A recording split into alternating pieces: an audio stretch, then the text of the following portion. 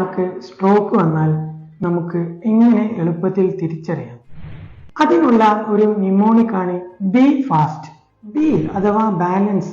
നമ്മുടെ ശരീരത്തിന്റെ ബാലൻസ് പെട്ടെന്ന് നഷ്ടപ്പെടുക, നമ്മൾ നിൽക്കുമ്പോൾ പെട്ടെന്ന് വീഴാൻ പോവുക.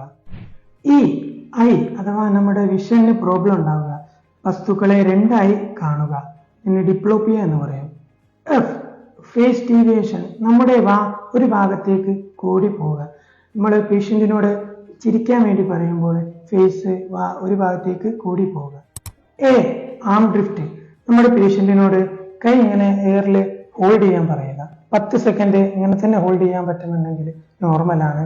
ഇനി ഹോൾഡ് ചെയ്യാൻ പറ്റുന്നില്ല അഥവാ താഴോട്ട് പോവുകയാണെങ്കിൽ അത് സ്ട്രോക്കിന്റെ ലക്ഷണമാണ്. എസ് സ്ലറിംഗ് ഓഫ് സ്പീച്ച്, അഥവാ നമ്മൾ സംസാരിക്കുന്നതിൽ കുഴച്ചിൽ വരിക, ഒരു സംസാരിക്കുന്ന കാര്യങ്ങളിലൊന്നും ഒരു വ്യക്തത ഇല്ലാതെ വരിക. ടി ടൈം സ്ട്രോക്കിന്റെ കാര്യത്തിൽ വളരെ ഇമ്പോർട്ടൻ്റ് ആണ്. 3 മണിക്കൂറിനുള്ളിൽ നമുക്ക് രോഗിയെ ചികിത്സിക്കാൻ പറ്റിയാൽ സ്ട്രോക്ക് പൂർണ്ണമായും റിവേഴ്സ് ചെയ്യാൻ പറ്റുന്നതാണ്.